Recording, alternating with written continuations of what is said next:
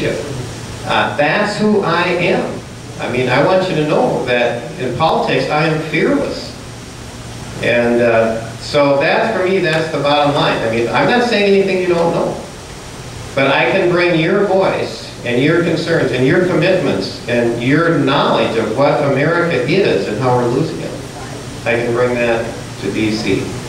And that's what it's all about. And there's nothing they can do to touch me. I mean, they've got nothing on me. And they can say to me, Quist, we're going to take the skeletons out of your closet and let them dance. And I'll say, why? Doesn't matter to me. You know my line on that. And just because some of you haven't heard it, I'm going to give it. My wife is already cringing. My line is that, as I confess to people, if the rumor is true, that the rumor that I have been sleeping with my campaign manager.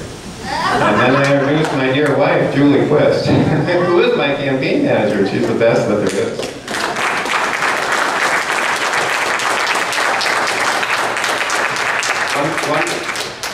One more question? Ed? I'm seeing two more hands, so let's take these two. Don, go ahead. Adam Gill. Yep. Hi. I like your comments for the parade routes for people about a free country. The debt is a huge issue to me. I got a year-and-a-half-old son, so I just hate to see what we're handing down to him. Another thing that's real high up on my list of priorities is the Bill of Rights. I'd like to see that your literature highlights some of those things.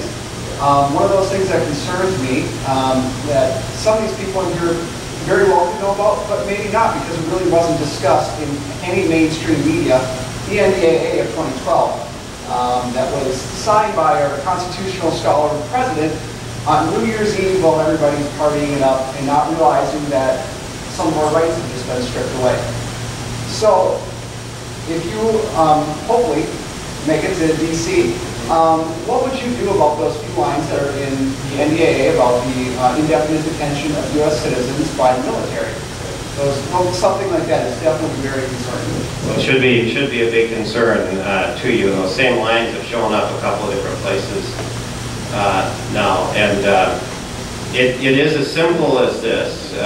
And we have to have two things on the table at the same time. By the way, what the question is being asked is, what about the federal government having authority to arrest somebody, keep them in custody, an American citizen, hold them in custody without a trial? That's what we're talking about. So there are two things to keep in mind. One is that the federal government was formed for national security. And I want you to know I believe in having the strongest national security possible. I also believe this is a huge threat to our national security. Okay? The flip side is that the Constitution was also formed to protect our rights of life, liberty, and property.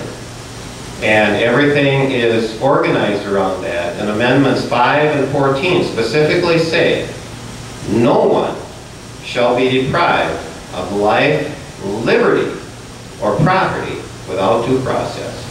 Now, there are exceptions. By the way, the Constitution also has what's called the writ of habeas corpus, which means people have a right to appear in court and face whatever charges there are.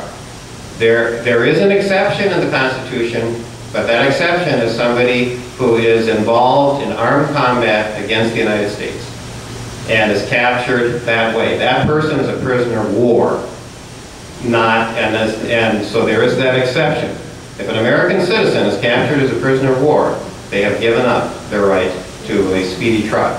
But other than that, every American citizen has a right to a fair trial. And I will stick to that as long as there is life in this body. This is a big deal. I mean, freedom is what it's all about. And so we have to have the right constitutional perspective on that. So, a very, very big issue. I think we have one more question. Don, go ahead. Mary Chikanescu. Good evening. I met with Senator Walz's staff last year for an hour. He seems to think tax reform in the form of a bill that is progressive, transparent, fair, yet protects the lower income people, will hurt the middle class. I told him that unless I hear the words that the candidates I'm going to be supporting the fair tax bill, I will not go to the polls. So I need to hear from you.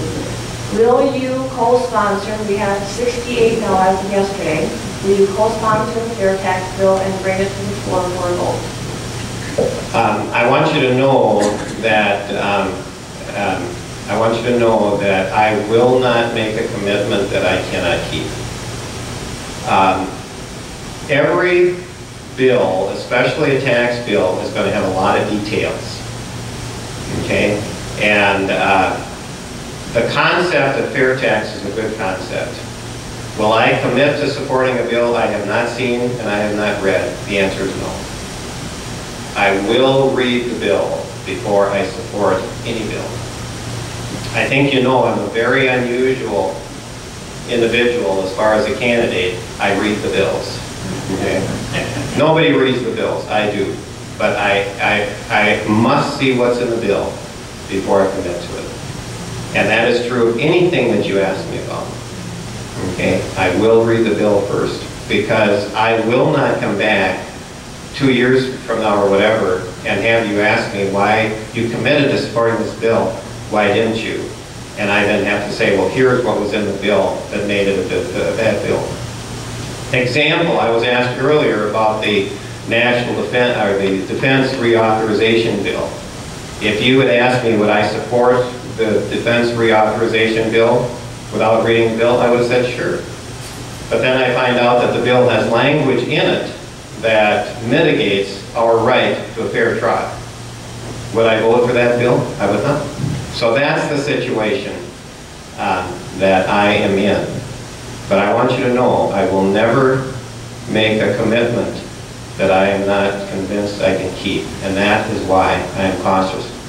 I think you know me enough to know I'm not trying to be slippery. I'm just trying to be honest. And my principles are, I believe in every principle of the United States of America. I love the Constitution. I love our country. I love the Declaration. I love what it means to be an American. I'm a conservative. I'm a Reagan conservative. And that's where we're at. Ladies and gentlemen, I'm going to give my dear wife a chance to speak. And so I'm going to turn the mic over to her.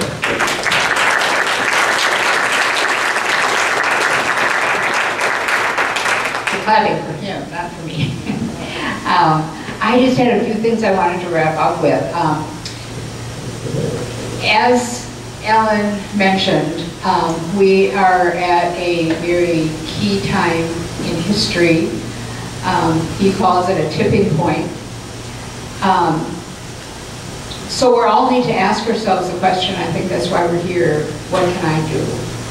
How can I make a difference? So many people have become involved just in the last few years, especially since Barack Obama was elected president, and suddenly it hit them that they have to get involved. They never were involved before, but they have to get involved now because it's that serious. But what can I do? What can we do? And there are a lot of things we can do. One of the things about the leadership that he provides, and the reason it is effective, and you go back over his history, there's just a whole array of very important issues that he has provided extraordinary leadership on in this state and even in this country when it comes to things like No Child Left Behind that came out of Minnesota Profile Learning. And that is that he's able to exert a lot of leadership because he is able to make a case in the public square that wins the debate of ideas. And it's that debate of ideas that's important, because you can try to put pressure on the president, you can try to put, get other congressmen to work with you, but it's the, you've got to be persuasive in summarizing what is at stake and why it's important. Putting it into a chart, finding a child climbing the steps of the deficit. Those are the kind of things that really can communicate. We have to communicate what's at stake and how we have to turn it around. And that's why I think it's so important at this crucial time that we get behind this candidate.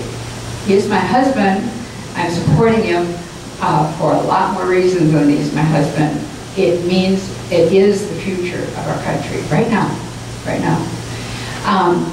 First of all, as Don mentioned, there's a primary on August 14th, and getting people there, getting them to know about the primary is key, getting them to vote, getting them to vote for Alan Quist, so you can all have an influence in that. We have to get past the primary first. Secondly, I want you to know that you can sign up on our website for email updates and get aware of all the things that are going on. We have some parades coming up. In fact, I want you to know that on Saturday, there's a parade in Lewiston, and we would love to have you join the Quist contingent. Alan isn't going to be there. He's going to be in St. James, which is way over on the other side of the district. He can't be at both, but we do have a contingent there. And if you go, if you fill out a volunteer form out there on the front desk and say you want to know more about that parade, put your email or telephone number. We'll get you more information about what our unit is and that. But really, try to join us there. We'd love to have you. It's on, not tomorrow. Did I say tomorrow? It's on Saturday at 6:30 in Lewiston. I'll get you the unit number. If you really want to make a difference, now is the time to do it. We also have envelopes out there. You can contribute. June 30th is the end of our reporting period. That means it's a deadline where we really need to have that contribution before then. Think about what you might be able to do. There are envelopes there. Fill out the card that goes with it. We'd really appreciate that. But I have some really good news for you that we just found out today, and that is that Congresswoman Bachmann has said she'll come into the district on July 20th into Rochester to do an event for Alan. And that's pretty good for us, and we're looking forward to that. Anybody who would like to get involved in helping sell tickets to that, fill out your volunteer form and just make a note on it. We'd help with selling tickets for the Bachmann event. It'll be, like I said, in Rochester on July 20th. So those are a few things that you can do that you can really make a difference. And I just appreciate your all coming here and your support. It means a lot. So we're going to close with another song.